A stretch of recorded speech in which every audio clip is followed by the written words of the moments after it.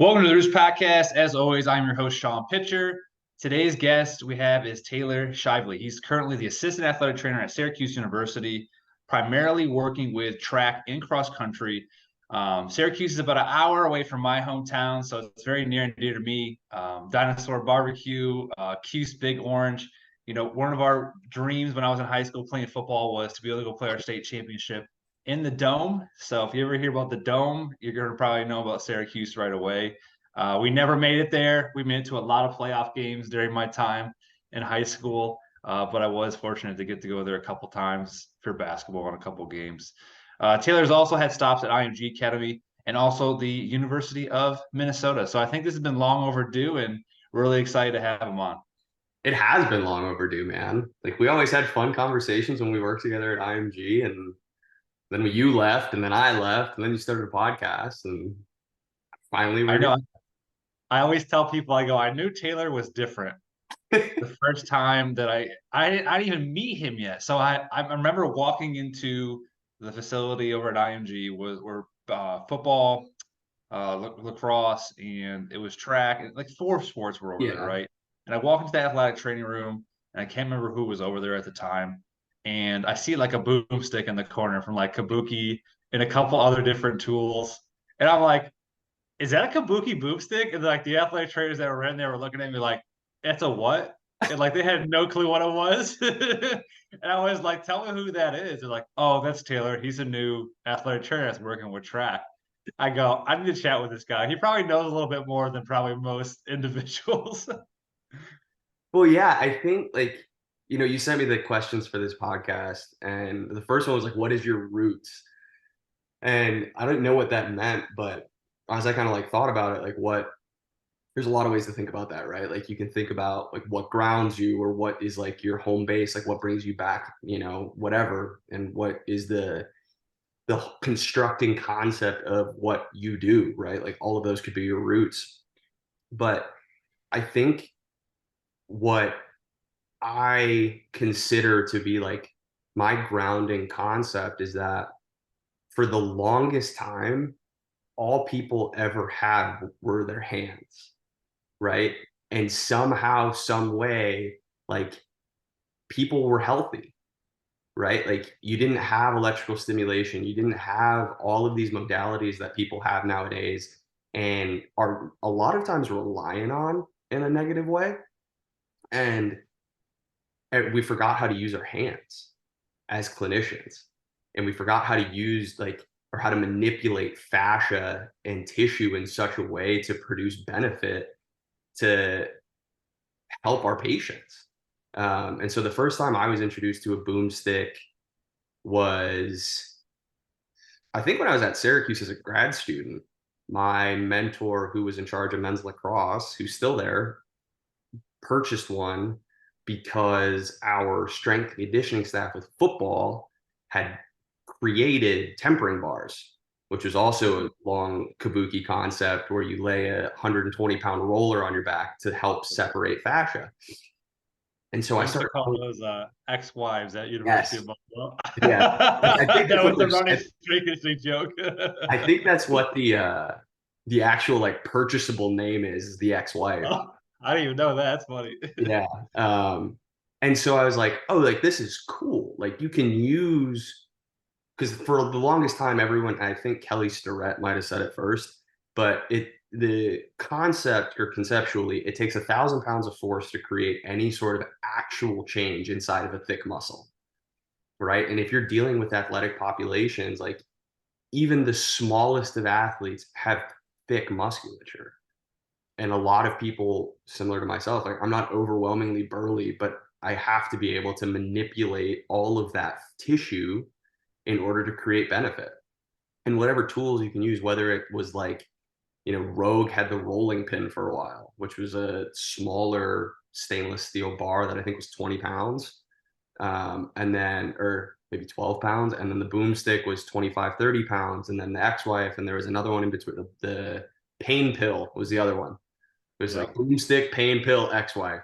And I just didn't want to pay. Everyone just tries to they all just try to jump on the bandwagon. Oh You know, one yeah. person's successful and like, oh, all you know, all the strength and conditioning coaches are buying, like, oh, I better make it to try to get that share of the market. But it's like, well, it doesn't mean it's going to be the same. Or the people that are coming around to show how to utilize it, like if you don't have that same effect or that connection with those people, like that doesn't mean your product's going to be successful either. Like typically Kabuki strength, like they went around and actually like went to all the weight rooms and went to all the staff and like Yeah. did hands-on courses with them, like how to use the equipment, why to use it, how it helps, and it had like an actual application part, which not every company is always going to put the effort to do.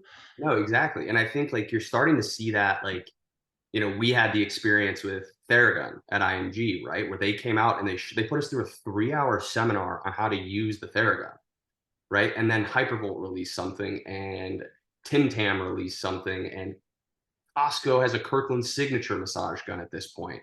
And it's like, okay, so you have a massage gun, but what's the reasoning or the science behind it that is getting lost? Right? And everyone can throw stim on somebody and they'll feel better because it's what this profession, what my profession is based in, is a control gate theory, right? We're trying to block pain receptors or pain signaling molecules from reaching the brain. Electricity is a great way to do that. Ice is a great way to do that. Doesn't mean it's going to solve the issue. Doesn't Like mean that's it's what going to solve the issue. No, that's where ultrasounds. we have all these modalities, and it's like that's cool, and maybe it's a short term fix, but like, are we actually getting down, you know, quote unquote, to the roots of what's Yeah, actually going on to figure out how we can resolve it over time? Like, is it going to be acute? Is it going to be chronic? And if we know that, like, all right, do we need to do these modalities for the time being to get them through their season, but we need to figure it out after the season? Like having a better approach that way versus slapping the band-aid on it, which is adding to the problems. and I think like the bigger like what is your roots, right? Like the thing that keeps bringing me back is I feel like, and I could be way off here, all of medicine has gone in that direction, right? All of sports medicine has tended to side in that modality direction, right? I think nutritionally, right? Like that's your specialty. How many quick fix pills are out there or that are people looking for to solve the ancient mystery of the gut biome and ecosystem, There's right? no magic pill, powder, potion. I mean, I tell everybody, I'm usually pretty honest enough for them. Like it comes down to hydration, sleep, and how you're feeling. Like Exactly. it's not sexy. It's not something that's going to sell hundreds of millions of copies of whatever. Like, but, and I even listened to a couple other podcasts the other day. I mean, literally, when you boil down to anything that any practitioner does, it comes down to the basics. The reason why people fail is because they don't have a foundation, they Yeah. don't have a knowledge, and then they don't know how to actually apply it in real time.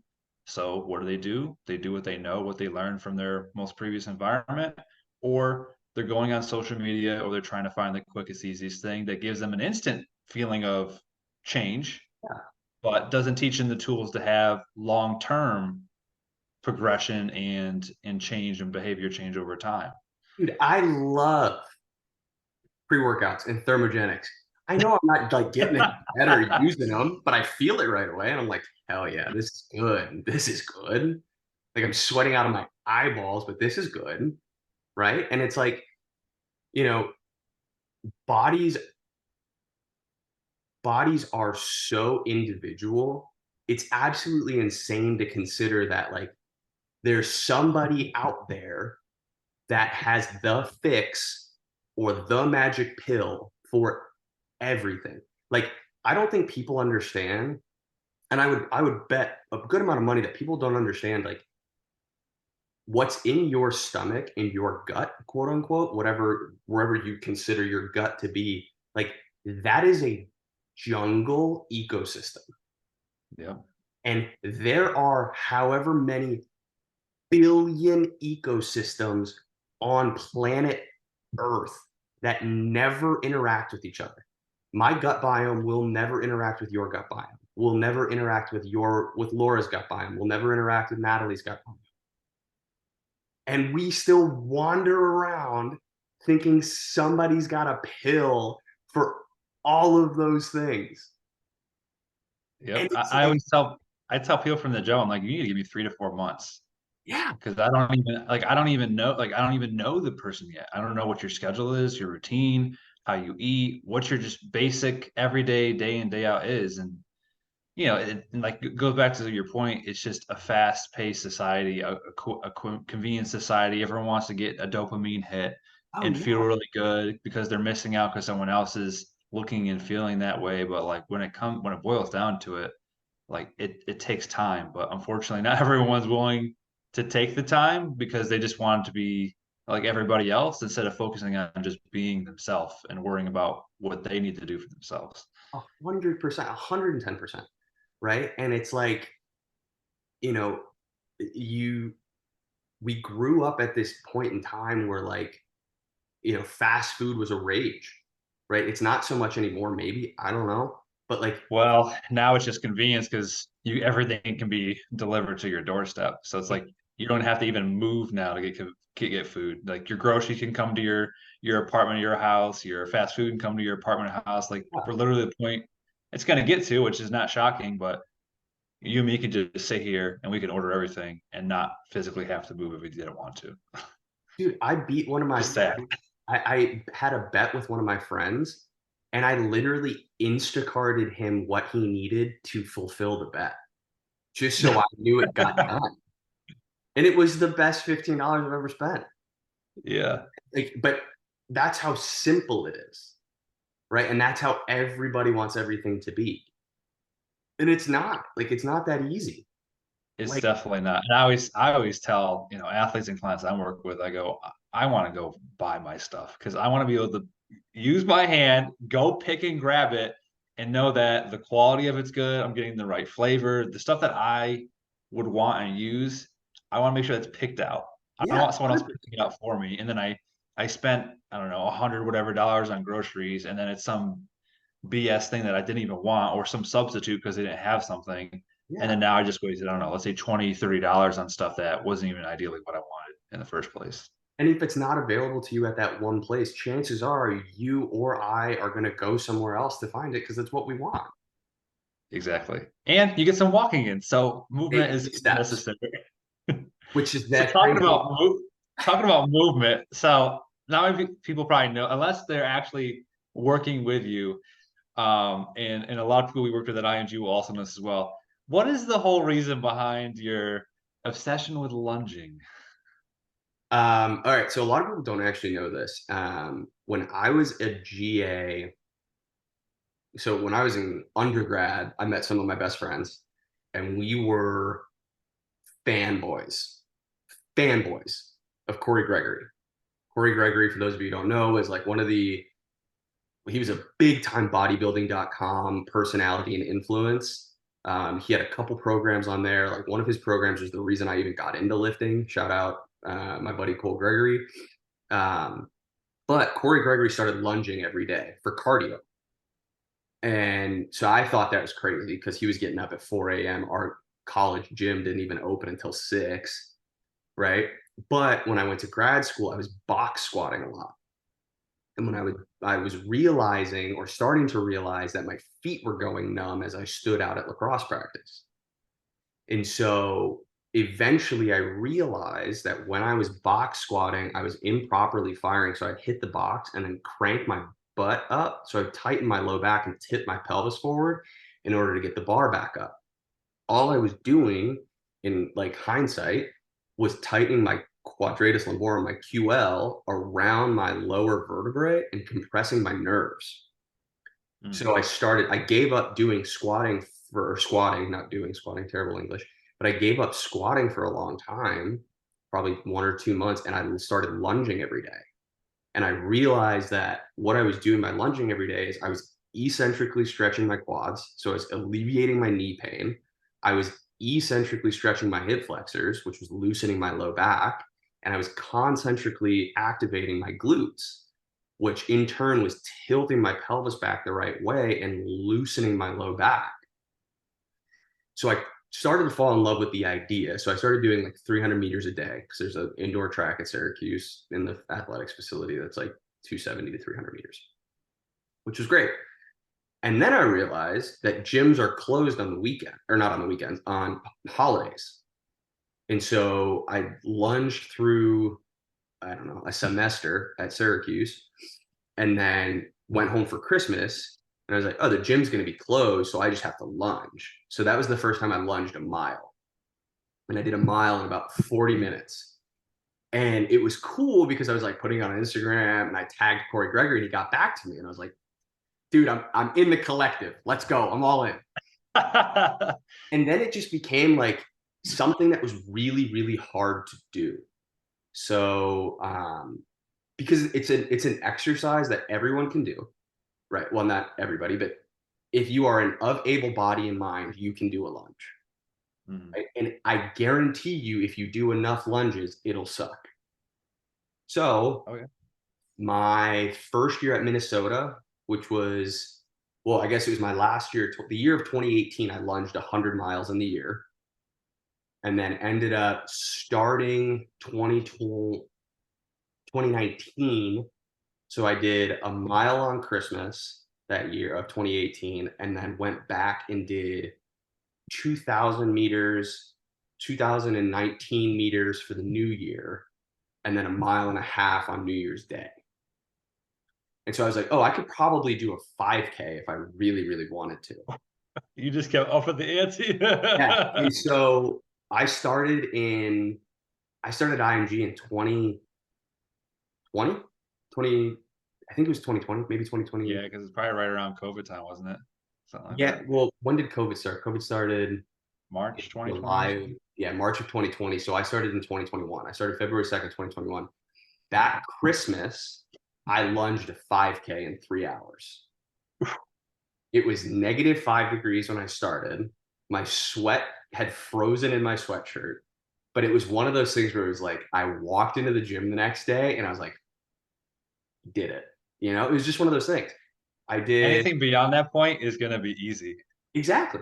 Right. And that's just it. Is it's like, every 9/11 when I was in Florida, my buddy Ian McPherson and I did, I think we did like 2100. We did like a 2.1K for the number of steps or the victim. I forget what part of 9/11 we were commemorating, but we commemorated that way. Like there's all of these different things that you don't need a bunch of time or a bunch of equipment. You can just go out and lunch. And I guarantee you, for all the people thinking like, oh, it's crazy, like I guarantee your butt gets better and bigger. Everyone wants that. Yep. I guarantee your knees don't hurt. Everybody loves that. All right. Your quads look good. Your back feels good. And it's cardio. It's eccentric loading cardio. It sucks. And you sweat like a banshee. But it's better, like it feels better than running. You feel strong. You feel accomplished too. And more recently, like I realized, talk about like the foundational roots part of the answer. Like I realized how important my feet were in developing a structure of my body, right? And what people don't realize when they're running is that they don't actively control their feet, right? We as a society have lost the ability to control our feet. Whether you want to say it's because we sit too much or because our shoes, whatever, we can get on that soapbox another day. But when you're running, there's too much quick force generated for your feet to actually contract and support your running stance. And so if you lunge, you can also add in a foot activation, which sets up your lower extremity for the rest of the day. It's the best exercise. Well, That's then why. you got the whole shoes that come into it as well, like the quality of the shoes, what type of shoes you're wearing, like Yeah, absolutely. having the closed-toed box and like is that negatively affecting us versus I've heard stuff coming up on like doing more of an open-toed box to allow you to put more force in the ground, but is that going to provide too much movement back and forth? Yeah, I don't know. Maybe you have some insight on a little bit on shoes, especially with working with track and cross country. I'm sure, you know, watching some documentaries at Oregon and like obviously where shoes originated with Nike and maybe Sorry. what's some feedback you have on that. Um, yeah. So I think one of the smartest people I've ever met. and I don't talk to him regularly, owns calling it an orthotic business is disingenuous, because what he did and what he taught me was that there is a disconnect in our understanding of what the purpose of our feet is. Okay. Or what the purpose of the purpose of our feet is. When you step, or when you jump, when you squat, whatever that is, the purpose of your feet is to accept the force that the ground puts on them, or on it, or on you. And so when you can't control your feet for a myriad of reasons, what that causes is, if you can't control your arch of your foot, right, your arch falls in. That a lot of people call that pronation. Okay. If you are a pronator, what that means is that your foot is landing like this from the inside, and then consequently your tibia rotates internally. For your tibia to rotate internally, your femur also has to rotate, which also affects your hip joint, which also affects the alignment of your SI joints and your low back, which also affects the alignment entirely up your spine. It's And it's a kinetic chain. If you have a problem in one spot, it's going to be either happening the other side of the body, or it's going to go up the whole body. 100%, exactly. And so this guy that I met, he owns a company called Biomoto, Biomoto. And what he took was the German technology for customizing inserts or orthotics for the shoe. And I believe it was the Japanese technology of die casting those orthotics. So what he does is he takes like 13 different tests and measurements to determine the exact walking contour of your foot, creates a die cast of it, and then the die cast in turn neurologically trains your foot to walk in an activated stance, which is crazy. And it's even crazier because he has done internal studies on cyclists and seen power increases. Which, Yeah, if you're able to produce power now up the chain, I mean, I think one of the easiest terms or visual ideas I was given one time by a strength coach, he goes, it's just like you're holding a chain up by your hand, and all of a sudden you kink one of the chains. He goes, how do you expect to produce power? Like he did for a bench reference. He goes, people just think that it's all upper body using your bench. But if you get your glutes involved, if you're able to push force into the ground like while you're benching, like now it's becoming a full body exercise. yeah, He goes, but your butt's coming up. He goes, if your legs are all over the place, he goes, then yeah, you're just going to be using your chest, your triceps, and then obviously your posterior chain on the backside. And it's like kind of the same thing, right? If there's a kink wrong in the chain in some way, shape, or form, and in this case it's the foot, well, the calf, the quad, the hamstring, the glutes, like how are they all supposed to fire appropriately, let alone the arm drive that probably comes coinciding with that. Now exactly. everything's thrown off and now you're slower. Well, and not only that, but what happens when your tibia rotates on your femur? You tear your ACL. So if you like, I'll never forget it. Like I've had that thesis for a long time, right? I've just like in my mind thought about it, because if you imagine the biomechanics, right, your ACL sits in the little groove, right, of your femur and your ACL, just like that, or your femur and your tibia, just like that, right?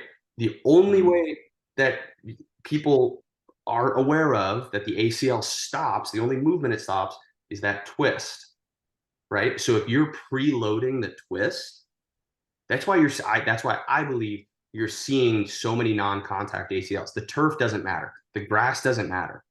Thank you. Me and Laura Doesn't just had this matter. conversation the other day. Everyone's all infatuated about like the surface when it's like the injuries for whether it's Achilles or ACL is about almost 50-50 whether it's turf or grass. And It's so, like let's think about the footwear. Let's think about, are these guys appropriately training and getting the appropriate exposures yeah, leading up to the actual season, or you're only giving the strength coaches like a month. These guys are going and doing again whatever they want before that point, which some guys are going to really reputable facilities and putting the right work in, but other guys may not be. And now we're like double and probably going to be tripling those specific injuries this year in comparison to the last like 3 to 4 years. and so two examples. maybe one, but two examples. Jamison Williams for Alabama, 2021, 2020, Yeah. yeah, 2021 national championship. Caught a ball, outstretched hand, took a long step with his foot, and you watch him land in pronation, snaps his ACL. Done. Just like that. No contact, not even cutting, running in a straight line. And his foot went, his tibia went, and his ACL went. It'd be super interesting if they just did all the injuries, like those specific injuries that are rising, and just did visual analysis of each of those. And you And brought so, somebody in and just said, hey, here's, I don't know, 30 Achilles tears. yeah. Let's look how they happened. Or here's 25 ACL tears this year. Are we seeing any commonalities just from the video, let alone even knowing anything else about their pre-existing history and what's going on? Like, And are you so, seeing commonalities? if you want to name this podcast anything, because here's where I really get in the weeds, right? This is the conversation you didn't expect to have today. I want to write a paper or a book or have a conversation with the foot company or you and title it How Yeezy Ruined the World. Not the person, but the design. Because flip flops, for as long as I can remember, have always just kind of been like a hit or miss thing, right? Mhm. Especially slides. Like they're easy, but like, you really want to be the guy wearing slides and socks? Like, no. Until Yeezy brand made a slide, then everybody wanted them because it was a symbol, right? And guess what happens when you're walking in a slide? You don't use the bottom of your foot. You only use the top musculature of your foot because you have to hold the flip flop up, right? The problem is that the muscle that pulls your foot up like this is attached on the inside and then runs to the outside. So the only way that you can pull your foot is up and out, And then putting you automatically pronate. in a pronation. It's funny you say that because one of my Get me friends, the data, get me the ACL and Achilles data from the time that the Yeezy slide came out to now. I To me. mean, it'd be super interesting. I mean, you're not the first person to tell me like don't wear slides if you can Crocs. Don't absolutely wear wear Crocs them. unless they're in sport mode either. Yeah. I have a friend who's a chiropractor and like I came over to his house one time when I was wearing a slide. He goes, I'm gonna tell you right now, like you need to just wear shoes. Like Yeah. do not wear slides anymore. And No. you know, yeah, obviously you have a very different perspective and spectrum on it, but like even him just working with general population and people that are wearing more slides now, he's like, it's just destroying our feet. He goes, it's Yeah. giving us no support, it's putting him in a bad position. And he goes, like you said, he goes, it's just now causing things and problems up the chain. He goes, that now I have to fix that we never had to fix before So because people are wearing them all the time. back to the mechanics of your foot. If you pronate, you put a different stress on your calf complex, on your gastroc soleus complex. We've seen a lot of people this year with calf strains too. They're Calf even on the strains, rise. Achilles, all of it. Because there was a time when the only Achilles injuries you saw were high powered jumping and sprinting. And I tell you what, didn't look like Kirk Cousins was doing any of that when he tore his, just planting and trying to run. And if you've ever watched the documentary with Kirk Cousins in it that was out recently, this guy 100% takes care of his body as Yeah. much as possible. Like he's probably one of the most dialed in individuals. So if it's happening to him, then there's something going on. I mean, him, J.K. Dobbins, I believe was a non-contact. I don't really count Aaron Rodgers because he had a Leonard Floyd laying on him when he tore his. But Yeah. like, there's a reason we're seeing all of them become all of these injuries to soft tissues that we really haven't seen in a long time, especially non-contact, start to happen. Right? Just Like, sky. yeah. I mean, and I don't know. I mean, shit, who am I to really say anything? Like, it took me an extra year and a half to get my master's, but like, it's a conversation that I don't think enough people are having. And then when they do decide to have it, they're gonna put a bunch of money into the orthotics that they're already paying, like they're already partnered with, whatever that may be. And I guarantee you that that orthotic, because I've researched, is going to be fit or cast while you're in a seated position, and they're going to take your foot and put it down, which means Yeah, that I mean, you're not addressing the deficits of your feet. We're just addressing how your foot looks in space, yeah. not how it accepts force. And I remember when I got my orthotics done because I had issues when I was in middle school, and he literally stuck my foot into cast and molded it to it, and then made the specific recommendations based off my foot, Yeah. which then got sent out, which then got the specific orthotics that I needed based on the issues I was having. Versus, yeah, like let's just step in this machine. Oh, it says this is wrong. All right, we have like 6 different orthotics. Here's the orthotic you should use. The person that did it right, and I believe this to my soul, the company that did it right was Dr. Scholl's. Because if you get fit for a Dr. Scholl's, what do you have to do? You got to stand on that stupid pad in Yep. Walgreens that tells you where your pressure is. It's the Yep. only non-custom orthotic that actually senses your pressure. It's the only one that I'm aware of. I would love to be proven wrong. But I've had more success. I've worked in track and field I ran in college, and so that was I was at Syracuse from 2016 to 2018. 2018 summer, I took on Minnesota track and field. So 5 years consistently in track and field, 2 years prior off and on, and then ran for 3. Like, understanding the pain of being a track and field athlete and being attached to the success of your feet is something Mhm. that I go to bed with every You single don't night. have your feet or your lower half, like it's over for you. Yeah, exactly. So I appreciate the foot and the low body. And I can guarantee you, I've had more success telling people to go pay $40 for a pair of Dr. Scholl's than, hey, I need you to go see a podiatrist so you can get fit for an orthotic. Yeah. Guarantee it. I've So taken more people out of those orthotics than I have kept in them because it hurts. yeah, I mean, finding the right shoes, seeing if you knew orthotics. I mean, and finding the right individual to tell you Yeah. that you actually even need those, that there is an actual problem. Because a lot of times, with athletes, it's just, I kind of feel cruddy here, but that's just how I've always felt, and stuff becomes the norm for them. They don't understand that there is something underlying or wrong. It's just like, oh, this just kind of pops up during certain times. It's like, no, like if you're having chronic pain over 1, 2, 3 years and it's in the same area in the same place over and over and over, like there's probably a consistent issue. It's not something that Something you is just push aside. probably wrong, Yeah. actually.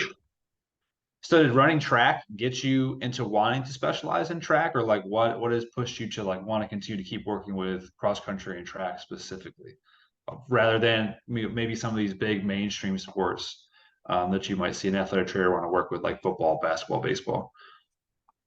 Um, Kind of.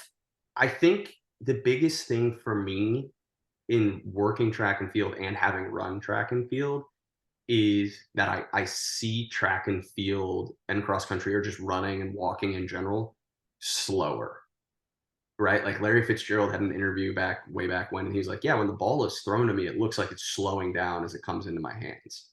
And I was like, oh, that's a superpower. Like, that's super cool. I feel that way about movement. And I feel that way about running in specific, because I can watch someone run or walk and say, oh, that doesn't look right. Let's address this. How would I fix this? What is this moving like inside?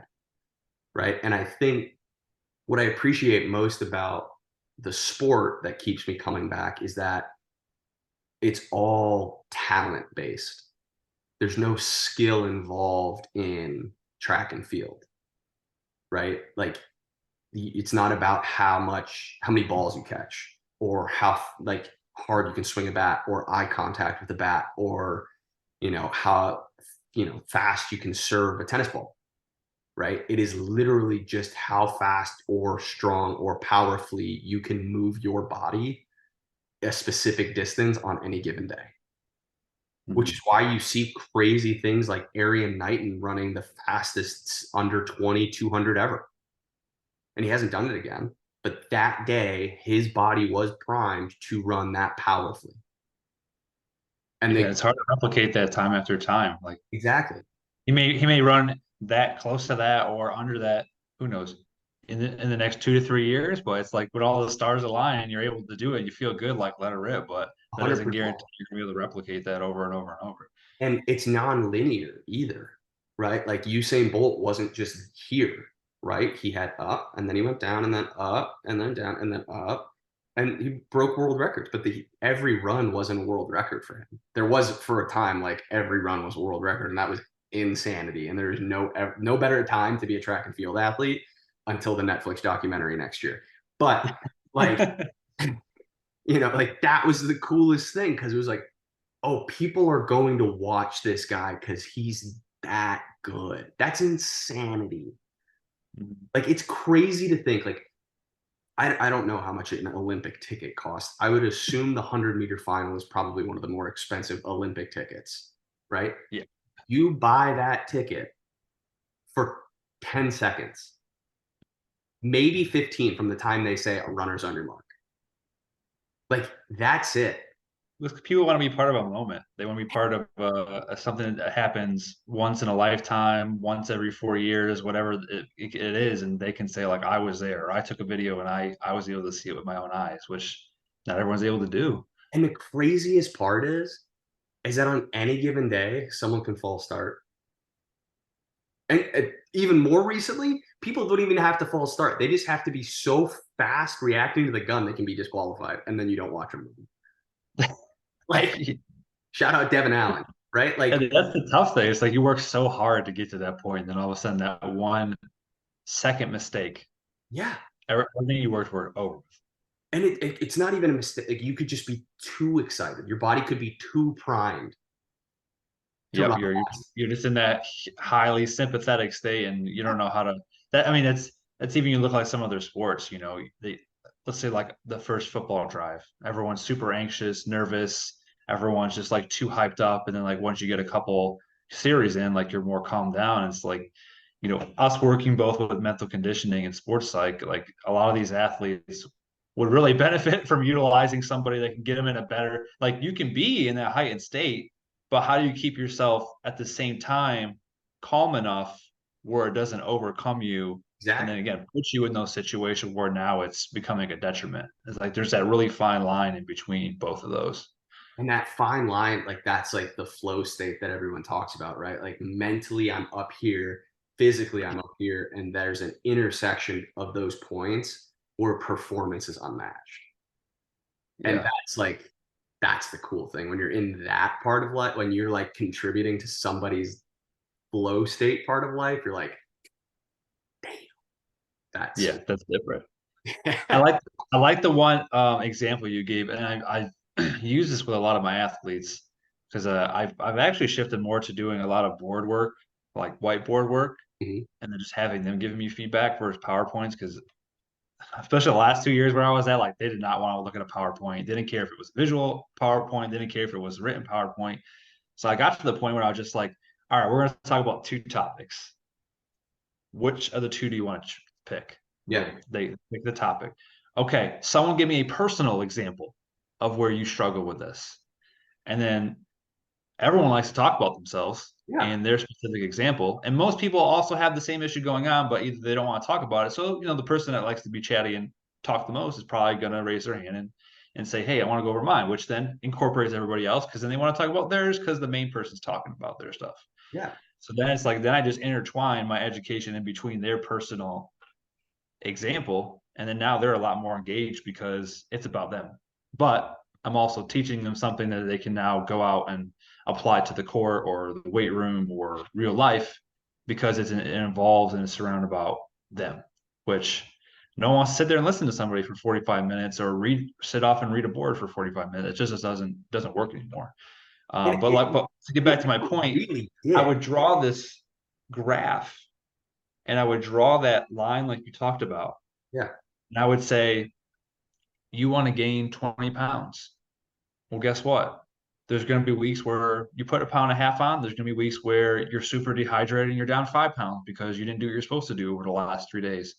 How do you overcome the dips and get back to the peaks to get to the end goal Yeah. that's way over here on the right side?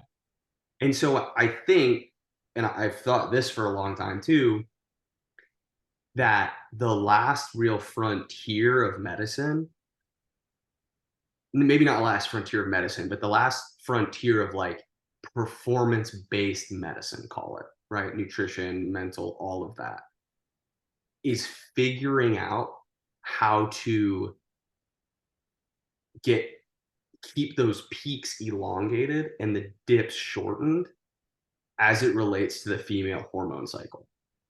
The Mhm. U.S. women's soccer team did it in 2019, 2020, I think, 2018 maybe, whenever they won the World Cup.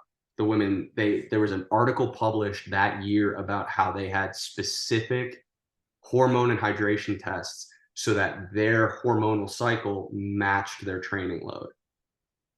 And I don't see enough, or I don't hear enough, or don't, understand enough of the investigation or lack thereof going on, because I think like you look at someone like Sha'Carri Richardson. Sha'Carri Richardson is about this close to being in that flow state all the time, it feels like, and putting on an absolute firework performance on the track. And we love watching her, right? And if you just like if we all just paid attention a little bit more, because, talk about you want to gain 20 pounds, right? And, you have weeks where you're going to gain 1.5. All right, what's your cortisol level doing? How does cortisol play into the hormone cycle? Okay, now we understand that. So we knew this week was going to be bad. So training should have been down, right? We know next week is going to be high. So we can really push for gain in that week, right? Finding the cyclic pattern of hormones, I think, is going to be supernatural to nutrition and performance in the next coming years, because I think that's where we're going to start to see um, like stupid performance gain, because you're literally like you if you can play well with or play along with the hormone cycle, which is well documented, like we understand that hormone cycle, it's literally like doping. Like I just had a sports pharmacist on, which many people may not be familiar with, but like getting pharmaceuticals involved with sports.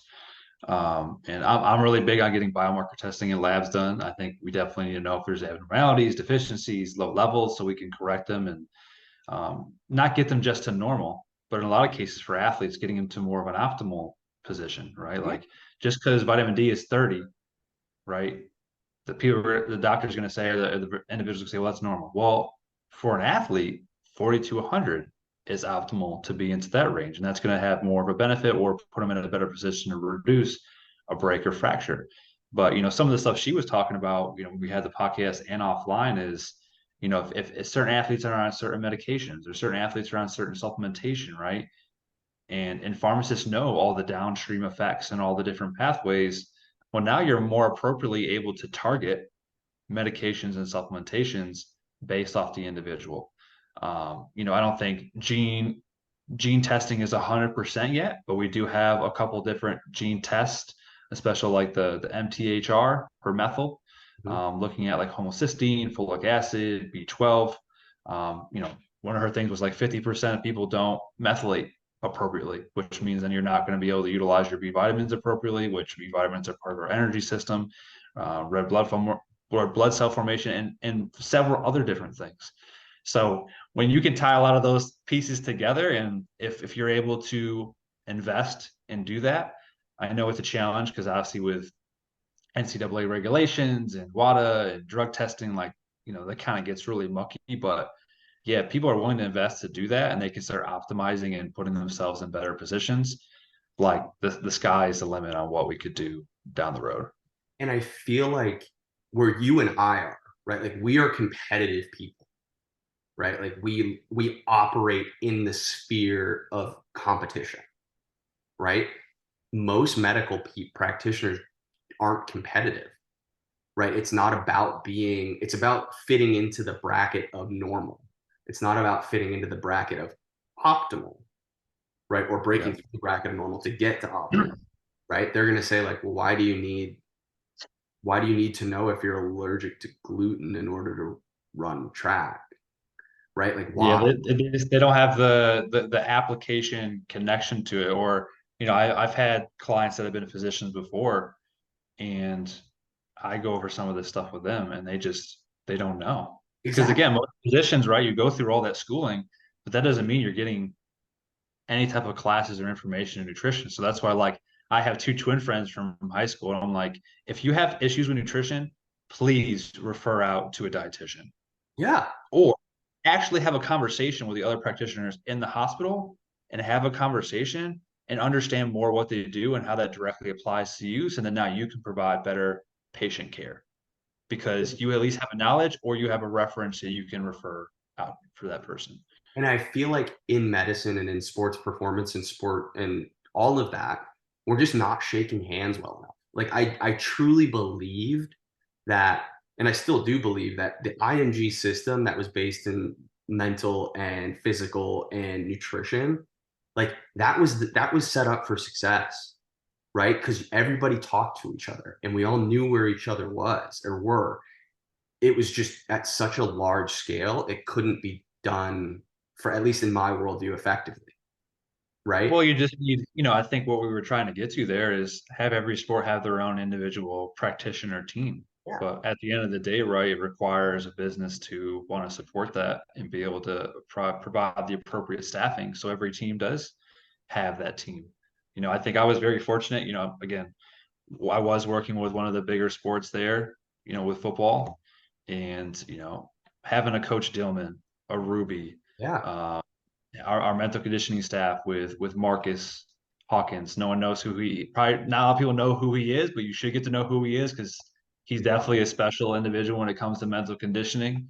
But and then myself for nutrition. When you have all those people together, and our sports scientist Brett Grell, who's now at the UFC, we would meet on a weekly basis, and we would every, let's say, 2 to 3 months have a larger sit down meeting, and you talked about those waves, Yeah. right? Let's pull up the data. Let's pull up the catapult data. Let's look at injuries. Let's look at weights and fueling and body composition. Let's look at all these different practitioners that they have in their data. Everybody give us a 10-15 minute little blurb about what's going on in your world. And is that matching up to what we're seeing with the data? And is that matching up to the performance that we're putting out on the field? Right. And we were able to see that cyclical Yeah. view from looking at it from acutely. And then once we sat down at the very end of the season and then prepare for the following season, sports scientist came up and goes, this is like exactly what we want to see. Or our cramping and our soft tissue work went down because we had more high speed exposure midweek. So guys were hitting their numbers. So that way they're not hitting 50% of their max speed and then hitting 110% of their max speed going into a Friday or Saturday game. And then everyone's cramping and everyone's pulling a muscle, and then now we have all these injuries. Yeah. Like we actually took that group approach to figure out how to put the best possible product. And I think if it's the year I'm thinking of, if it's 2020, Had win a a pretty national good that championship. year, huh? You know what I'm saying? So I mean, like when you put all the pieces together, you have the right components and the right people in place, like you're gonna get a high quality product that's gonna come out of that. And I think like part of the issue, it feels like part of the issue is like we're kind of like comedy in the late 90s, early 2000s, where everybody wanted their piece of the bread, which was on sitcoms, right? Like people on comedy host podcasts talk about this all the time, right? And LA was the place to be there. That was the place where you got a sitcom. And then people came around and they were like, hey, I'm going to do this podcast and I just want everybody to make it, right? Like I want people around me to be so successful that it drives me to be more successful. I don't want to be successful if no one else is successful, right? Like I want everybody on the sports performance team to have a share in that success and not like single myself out or single strength and conditioning out or whatever, right? Like, yeah, strength conditioning in the college football realm gets a lot of love, right? Because Derrick Henry can squat 700 pounds 14 times and, do it wearing sunglasses backwards. And that video and I still get excited watching that video, right? Or when Saquon Barkley did it, or when, whoever does it for whatever university. But like, you got to think about everything that goes into that video, right? What did he eat beforehand? What did, Did what? he sleep really well the night before? Like, is he dealing with any injuries? Like, is this after training for the last 3 months and we're getting to a position where we just want to see where are they at? Yeah. Like, can we show progress to the coaches and the players, and then our program that we put forward to them is working, and here's the data and the results to show that it's getting like it's making a difference. Yeah. It's that bring the team along mentality, right? And it's like, I feel like that's the gap where, like nutritionists can't order food allergen testing in the state of New York because for some reason that distinction has been given to medical doctors. Nobody in the state of New York can dry needle. Only acupuncturists can. So Yeah, why? every state is so different. There's no, it's like you have to look ahead of time if you're going to move to a different state and see like what can I do, what can I not do, because Yeah, there's all these regulations because everyone's so different. exactly. And it's like, why can't we all just like realize that if you work in college athletics and you do that stuff and that is your thing, like why can't we all just band together? And by all, I mean like state government. Why can't state government give, every That's state government band together. I mean, you're talking some kind of miss. That's a exactly, yeah. fantasy there. I'll support you, I promise. But Yeah. it's just one of those things where it's like you have these big goals for these people. And these people, like, if you work in college athletics, these people are 18 to 23 years old, right? Like you have these big goals and you want them to succeed, right? And I guarantee you, like, their success probably won't lead to anything for you, especially in the sports med or like not sports med, but sports performance world, right? Like Alabama's strength conditioning coaches or Georgia's strength conditioning coaches get a bonus every time one of their guys does well at the combine? Probably not. I could be proven wrong. I don't know many of them, but they do everything they do for the success of the collective program. And that's why it's so cool. That's why I love strength conditioning coaches. That's why I love hanging out in that room. One of my favorite people of all time to talk to, Cam Rosano. He was my strength conditioning coach at the University of Minnesota. And we sat down and we talked through arch strengthening protocols for the cross country and track and field team and how we were going to go about attacking that together because the collective success of that group of athletes meant less injuries, less time off on my plate dealing with things that I can't really fix, broken bones, more people in his room enjoying it, more people at the training table being healthy, and us winning. And that was It's all cool. it all comes down to winning. So it's like, why wouldn't you work together? Exactly. And the athletes see you guys as a unit. And if it's something they come to complain about one of you guys have each other's back. Yeah. Well, you're dealing with this injury. You keep coming to me complaining about it. Like, we're making adjustments in the weight room. We're like, you need to go see Taylor. Why aren't you going to see like? And then it just kind of forces their hand. Like they don't have an excuse. They don't have somebody they can try to fall back on and make complaints. It's just we're a unit. We're a team. You're having this issue. This is the person that can help you with it. So either you're going to choose to do something about it, or you're going to keep having the issue. You're not being successful, and either you're not going to win, or you're going to affect the team from not winning. I mean, And then and throw back on them to make the better decision. exactly. And I mean, in a more you and me way, right? Like I work track and field. We get biomarker testing for vitamin D and iron and ferritin, right? I have a young lady who's a vegetarian. She has to see our doctor to get, looked at for all of her blood work. And then that gets shipped to you. And she shows up at your door after you and I have a conversation, obviously. But hey, this is my dietary restriction. This is the problem I'm having as determined by these blood biomarkers, right? How can you and I operate for the better performance side of that athlete? Yeah, because if I start getting her to eat and incorporate foods that are higher in those specific nutrients, and if we can start some supplementation to hopefully get her back a little bit quicker to the more optimal level, and then she performs better, or now let's say her injuries are reduced over time, that helps both of us. And the Yeah. coach saw both of us help the individual. So the coach is going to be happy with both of us, especially if it's a success story or the Oh, person gets to new heights in their performance that they, let's say, didn't get before. The first question they're going to ask is, what did you do? And the next question that's going to be asked by all the teammates is, what do we need to do? exactly. So it all becomes athletes talking to the athletes. If one athlete that's a major person in that organization or that's a major person, a part of that team, says, "Yeah, go to these individuals because they can help you." Most of those other individuals that had a question or didn't really think if it was going to be important or not, they're going to now start coming to you because Exactly. that person vouched for you. 100%. 100%. So let's go. Let's go to a topic that I know is near and dear to your heart, and I know is a very controversial topic in the athletic training space: ice or no ice. No ice. Ice your drinks, kids. Um, no, so I started on this bandwagon. My another to answer what is your roots? My roots are a bunch of bandwagons that I have jumped.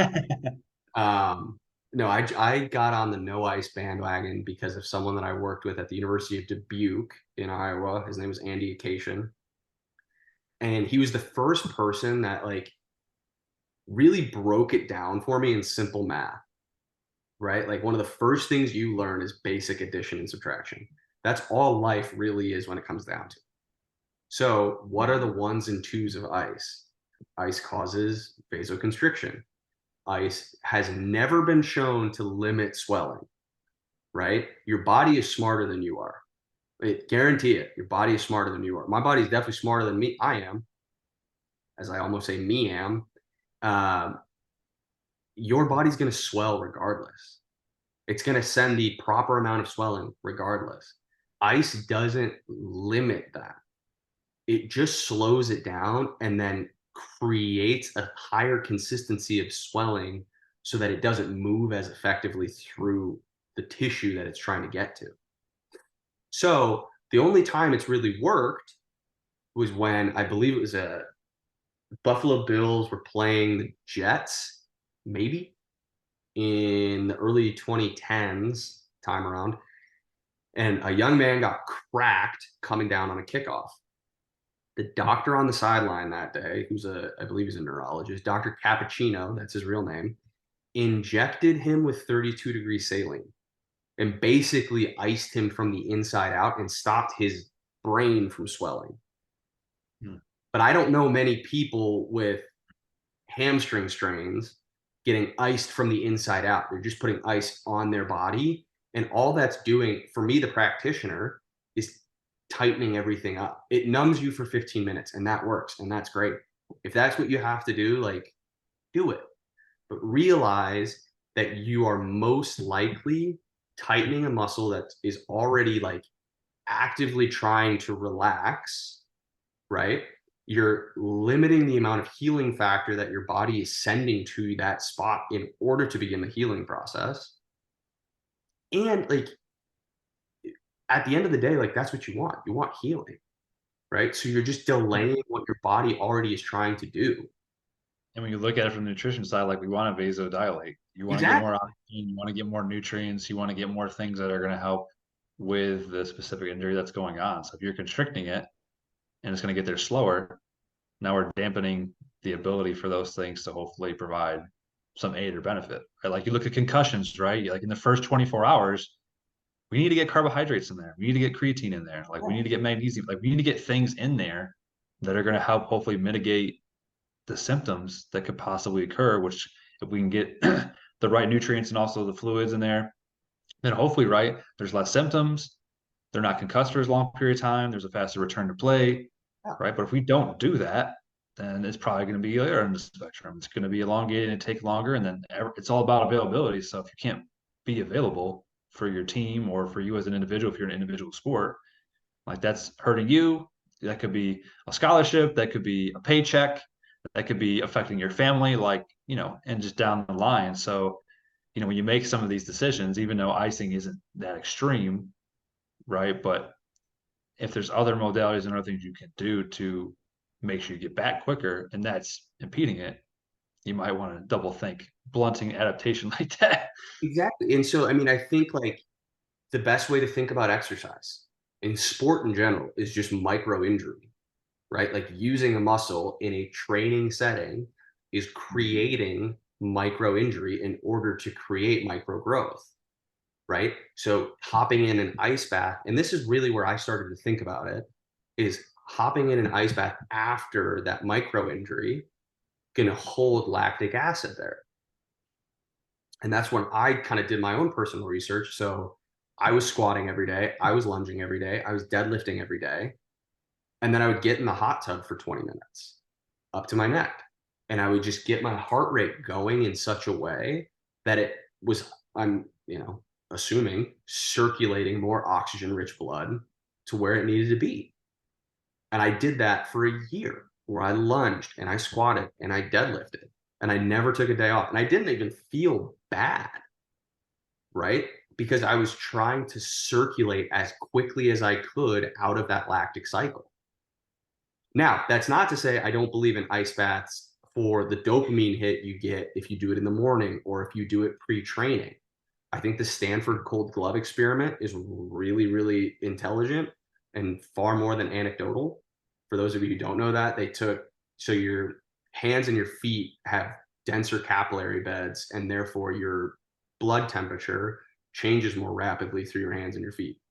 So they had a number of different people that they were training. Some of them in between sets were putting on cold gloves to create more body temperature or to create a decrease in body temperature that they then had to counteract with activity.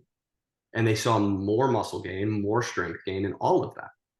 Right? Yeah, There's we used it was called like a cold mitt, and we used it actually. The last post I was at, we used it during games, yeah, so they would come off to essentially help with getting them back to more of a homeostasis or a better body temperature. Stick their hand in the glove for, I don't know, let's say a minute or 2 minutes, and then like, all right, we're going to put you out next play, or we're going to put you out for the next 10 minutes, and then hopefully now they're in a more quote unquote recovered state to be able to go out and do that. I mean, if you look at it too, right? If you look at a lot of sports now that are out, a lot of sports that are outdoors and how hot everything's been getting. yeah. If we can put athletes in situations where we can rapidly cool body temperature, and that allows them to be able to train the whole rest of the practice, or be able to get back out to practice by having some of these modalities hands-on, like right out in the field, like that could be a game changer, whether It, it's an actual competition or the practice in general. yeah. I mean, I think back to a conversation I was a part of when I was at IMG where um, Doug Casa is the medical director for one of the marathons in the Northeast that produces like an insane amount of like heat illness victims. And I'm not sure why. I don't think he knows why, but it always seems to be that way. And he has created not the method, but in the instance that heat illness is determined, the first step for him is submersion to try and lower that core body temperature as fast as possible. Like your core body temperature plays a massive, massive role in your health. That's why you get a fever if you're sick, because your body's literally trying to burn something off, right? Like it's trying to burn something out of itself.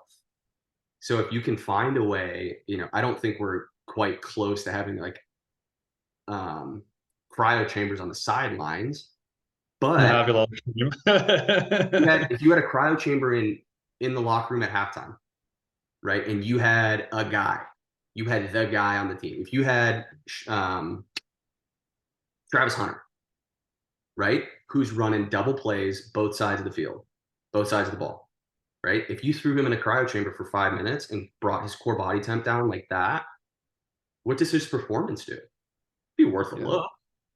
Or I mean, you just to keep it super inexpensive, you just line up some garbage cans with ice in it and just start. And dunk him. Yeah, or even if you couldn't dunk everybody and you want to get more people, like if it's got to do with the hands and the feet, all right, you got to dunk 20 guys' hands in the ice water. Cool. Is that getting their body temperature down? It's going to be a lot easier for someone to do that too, because I'm just sticking my hands in. Yeah, my hands are cold, but at least my whole body's not cold. Exactly. So maybe easier compliance factor. and not as expensive because like who can't afford some ice and some garbage Exactly, cans? right? Like Colorado can probably do it. Colorado could probably do a cryo chamber They can too. definitely do it now with prime time. But like you think about like that's a biohack, right?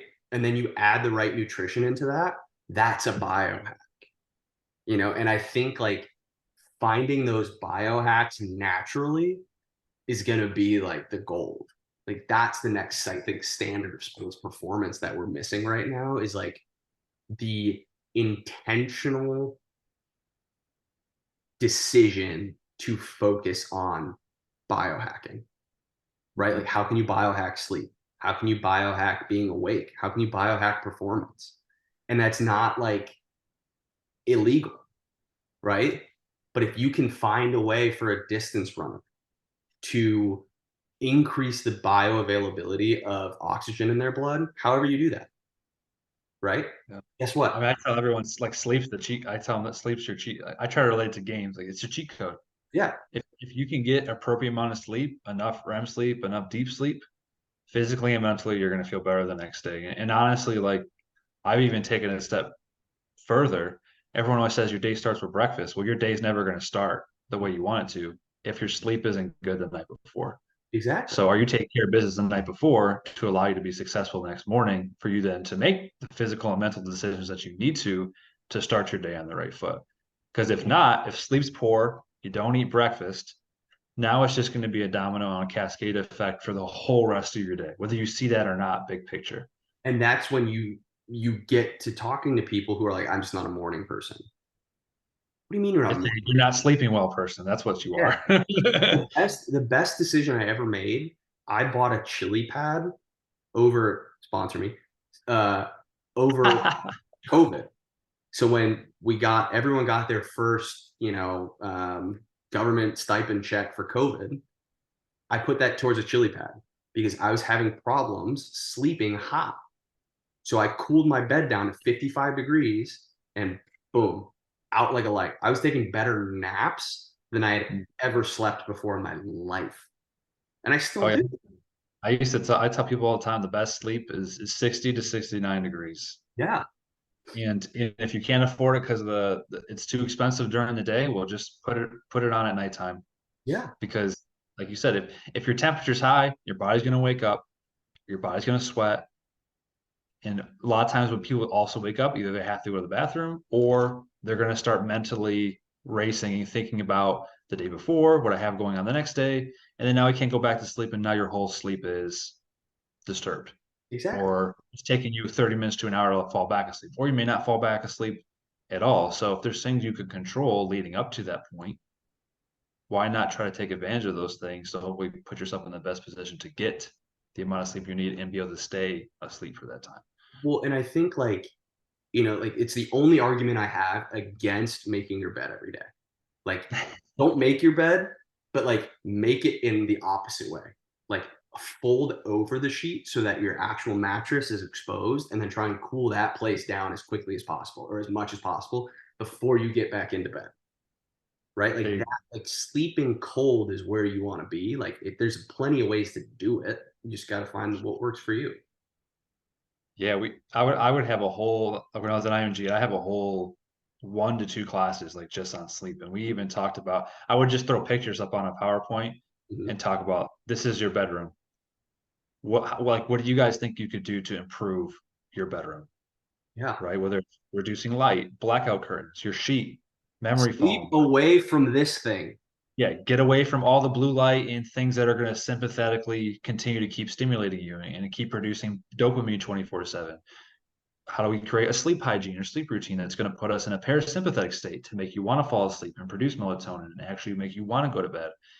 Like get them to start thinking about like what are we doing 30 to 45 minutes before bed? What are you doing to relax physically, mentally? And what are you setting up your environment to allow you to be in a position to actually get successful sleep? Because if you're not doing those two things, more often than not, yeah, you're going to keep waking up, you're going to be tired and exhausted, you're going to sleep in. If you sleep in, you miss stuff, right? You're going to be more stressed. Yeah. And then Like if you're more I would stressed, see your guys, physical performance goes down. If your physical yeah, performance goes down, your emotional performance goes down. If your emotional performance goes down, like all you want to do is sleep. and you're getting screamed and yelled at by the coaches and the staff because you're not showing up on time, you're late to stuff. Why didn't you do this? So it's like you're creating more unnecessary stress as soon as you wake up in the morning, and you have complete control for the most part of the decisions you make to get to that point. And I Exactly. had to sit people down, and it's just a lot of like getting guys and gals to answer their own questions. Do you like feeling that way? Do you like rushing in 10 minutes to get your clothes on and run across the campus to get to the building? Most of it's no, no, no, no. Then why do you keep doing it? Or Yeah. why aren't you trying to change? Because I And then gotta it watch gets, TikTok for 3 hours a night. No, you don't. yeah, Two games are I, still gonna I be would there. tell them that too. I go, your video games are going to be there tomorrow. Your social media is going to be there tomorrow. Your girlfriend and texting her is going to be there tomorrow. Nothing's going to disappear. You And can do all of that tomorrow, but you can't get back the sleep that you just lost. no, and I You're going think to that's it. Like the sleep that, biggest and now you're in misconception is that sleep is like a bank, and like you can just find sleep and put it in your bank again. Like it's crazy.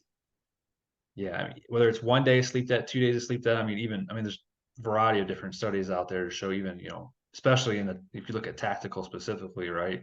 Yeah. Multi levels of sleep that there. I mean, now they're having get from a lot of these tactical situations, they're giving guys more time off, or like you have a limit of how much time like you can be active versus like having to take time off just because of the effects it has mentally, and guys just can't be able to perform at the level that we need them to because they're in such high amounts of sleep debt or waking up at really crazy times. And it's like, I understand it, you're going to all these different places and countries, and you have to be able to be ready at any given time, anytime during the day, to be able to fight whatever situation you have going on. But you know at least tactically do it while you're in the States, and maybe put them in that situation sometimes, but not all the time, where they're going to be even more messed up before they get to that point. And I think like to kind of hammer home the sleep point, sleep is the only time during the day that you mentally go crazy. Like think about some of your dreams. Like you are insane when you're asleep because your brain is actually like not turning off, but just turning on everything that it can't have on during the day. It's why people that don't sleep eventually go insane because there's something in that release of dreaming whatever dreams, that's I think an Elton John song, but dreaming whatever dreams that you're going to have, right?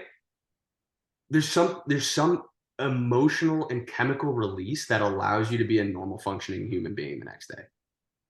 And I heard a good quote from a podcast I listened to. He's like, it's like a mind, it's like a sweeper, like those machine sweepers you see on the side of the road. Like when you're sleeping at night, like that sweeper's coming through and cleaning out a lot of that junk to Yeah. get rid of it, so you're refreshed for the next morning. When the sweeper is broken, or the sweeper only gets an hour or two, let's say, to clean the entire city of Atlanta, well, it's not going to clean the entire city. And if we're not being able to do that, then yeah, you're going to wake up definitely not functioning in the manner that you would want to. Yeah. And it's absolutely insane to think about it like that, but that's what it is. Right? Like think about the craziest thoughts you've ever had while you're asleep that you would never have while you're even awake, but you only have those when you're sleeping, and then you wake up, you're like, oh, I can go to work again, I guess. Sweet. Like it's nuts. And again, like it's another part of the frontier that we don't talk about enough, or we don't try to hack into enough, right? Yeah, Because and there's more and more wearables coming out to kind of track that stuff.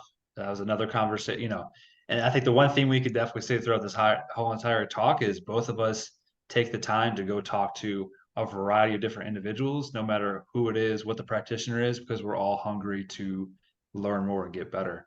But this individual just went to a sleep summit, like a tactical sleep summit, and basically he said like the Oura Ring is the best one out there mm, to be able to track a lot of the stuff, but it's only still like 70% effective, right? Like it still doesn't have the ability to accurately track when you're awake versus when you're asleep. Like it still doesn't have the ability to give us the most accurate REM and deep sleep and be able to differentiate those different types of sleep. So it's like, yeah, this is $300-400 and it's the best one out there, but we're still really far away to be able to like concretely say like this is giving us super accurate data that we can fall back on and be able to use it on a regular basis.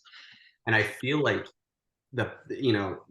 like similar to what Steve Jobs did with the iPhone, and he put your life inside of a phone, right? He gave you social media, he gave you a wallet, he gave you all of these things.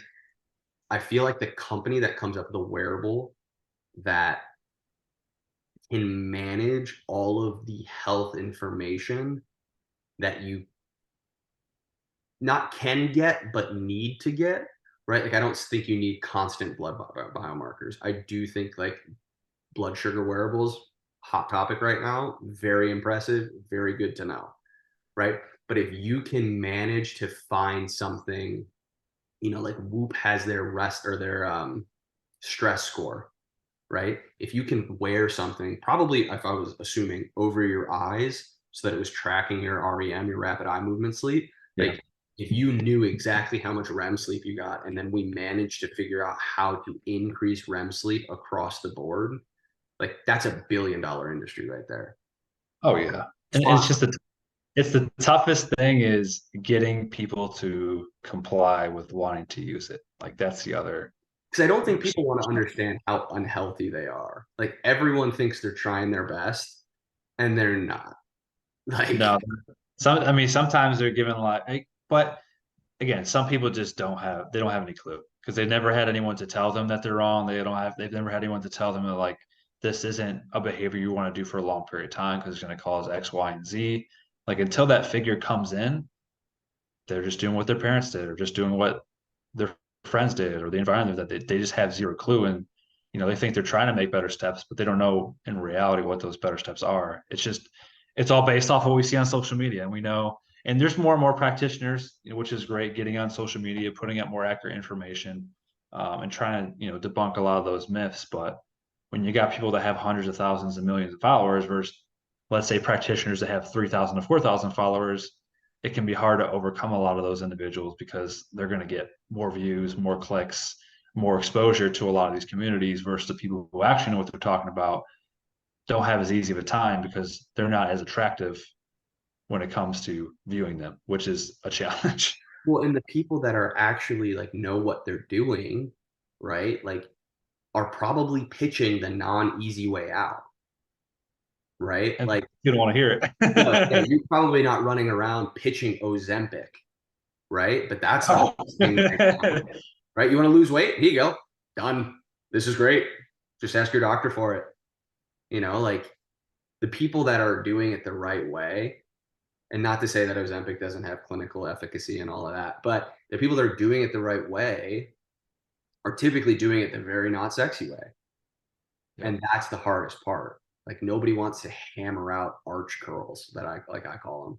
Nobody wants to, spend all of this time breaking down what food they're eating and why, they feel terrible after steak night, right? Well, maybe because steak takes 8 to 9 hours to digest in your body and you got 6 hours of sleep. So that thick red meat that you ate has 2 hours of your awake and alive day to still break down. And that takes energy. So no wonder you feel slow today. Yeah, stuff it definitely takes time to develop and understand. And I mean, you also have really good high quality practitioners that are actually out spending most of their day helping people. So Yeah. they're then not on social media to get that exposure, get that recognition to be able to help people because their mindset's like, well, I am helping 8 to 10 hours a day. I'm helping people Yeah. like hands on. So there's also the other end of the spectrum. It's like, why do I need to go on social media when I'm doing it now in real life? So, but a lot of people are just taking a lot of information there. So it's a tough decision. And social media takes a lot of time. It's almost like you almost need to hire a person just to do that for you because of how much time it takes just to put posts up and edit them and do all that stuff. That's our household, man. I mean, Natalie has her professional channel, Feasting on Fruit, and she has to shoot recipes and post recipes and respond to all the comments and respond to all the likes and all of the DMs and like it's a hamster wheel on social media, man. And the really Yeah, good practitioners just don't have the time to do it. I would love to do like shin splint specific content on my Instagram. I have no desire to spend my day on Instagram. yeah. Other things I'd rather do. And I had a content creator on, um, probably like in the early 30 episodes, but he was basically talking about, he goes, now athletes are coming to a point now where they know they can monetize off of social media or monetize off their name, image, and likeliness, where they're just posting stuff up on there to make money, or they're seeing now social media as a career. Yeah. And well, I can make, let's say I get my followers up to this and can make X thousands of dollars a month. Oh, well, why am I going to continue to keep going to college, or why am I going to go be a pro athlete? Like I can make double, triple the money right now and And not that's wait. the craziest part. The craziest part is that like where we were with basketball, with college basketball and the one and done rule, right?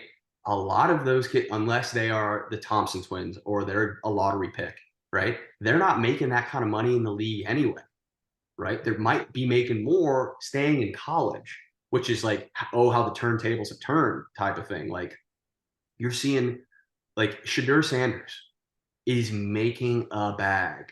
Why would he leave college? Livy Dunn, a bag. Why would you leave college? Why would you try?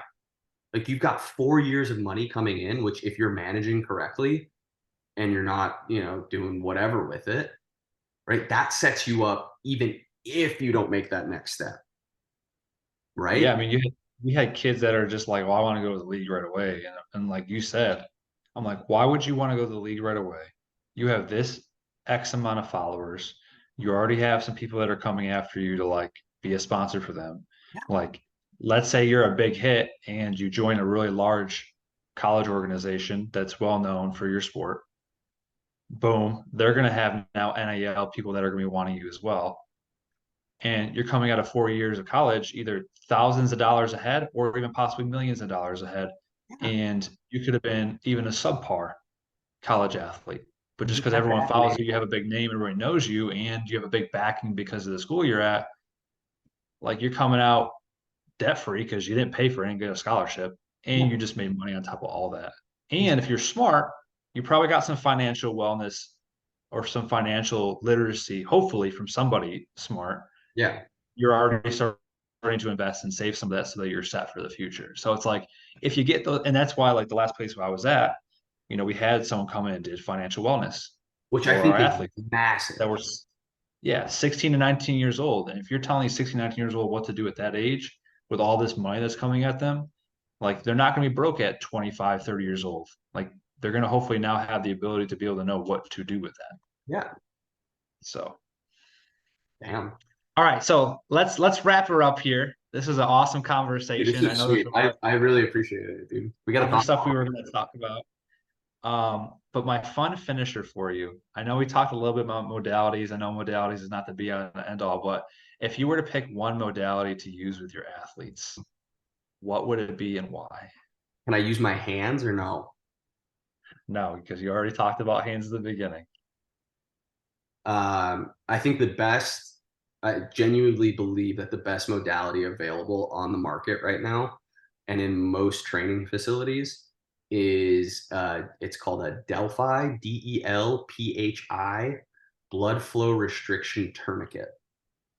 So the concept was started it became notable in the military aspect because they were using it on amputees with prosthesis um, to develop strength in limbs without adding any sort of external weight or resistance.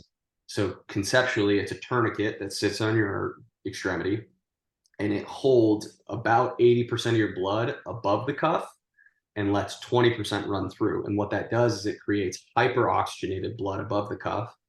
And then once it releases after the treatment, it floods the area below the cuff with newly oxygenated blood because you've created micro trauma through deoxygenation without adding resistance.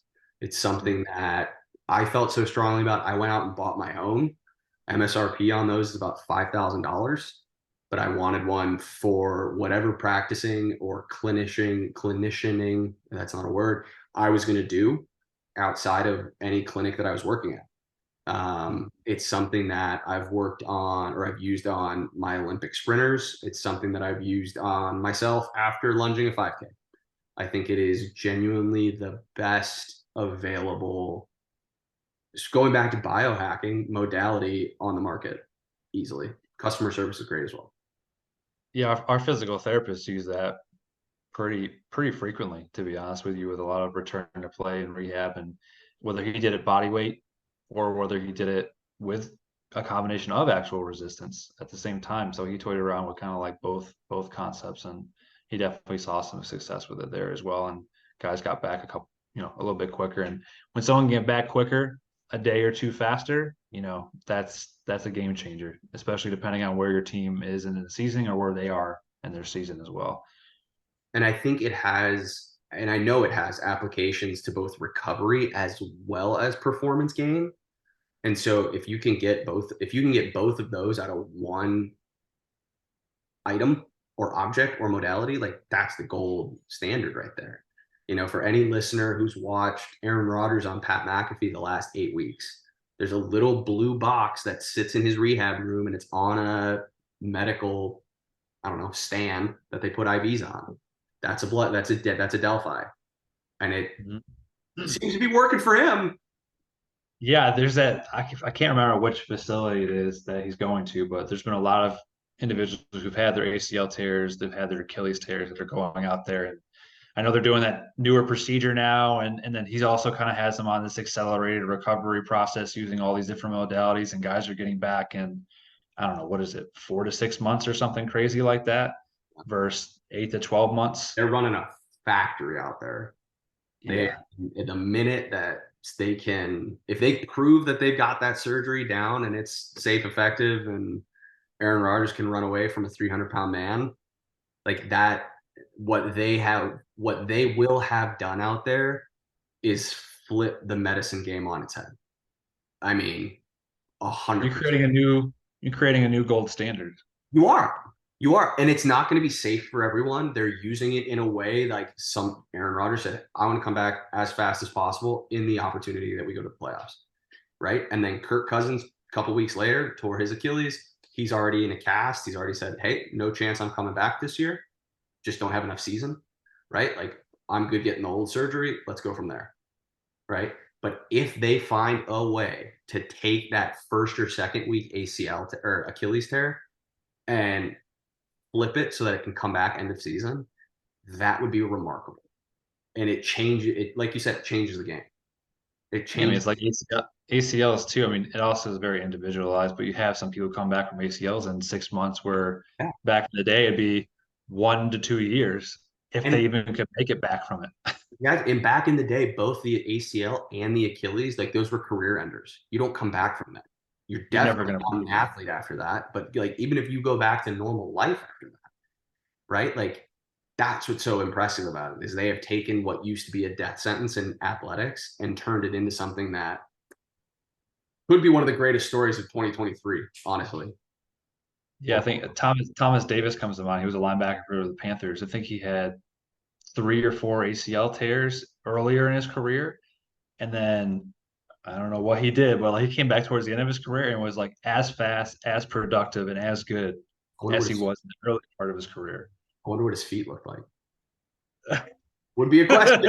Question of the day: look at Would your be a feet or question. get your feet like Thomas that. Davis, send us a picture of your feet. I want to see where your arch lands. That's how this whole thing starts, man. That'd be hilarious. Well, Taylor, it was a pleasure having you on. I think Dude, it this was was awesome. awesome. Let's do it Loved again. having a conversation. If anyone wants to get a hold of Taylor, we'll have his contact information in the bio. If anyone wants to watch more episodes of the Roots podcast, Do obviously it. that'll be in my link. If you guys need nutrition services, you need someone to help you with that, I'm honestly always open for that too. So definitely hit me up and DM me. And all my other information is in that link tree link as well. But Taylor, appreciate you. Sending everyone love on this Tuesday. Have a good one, man.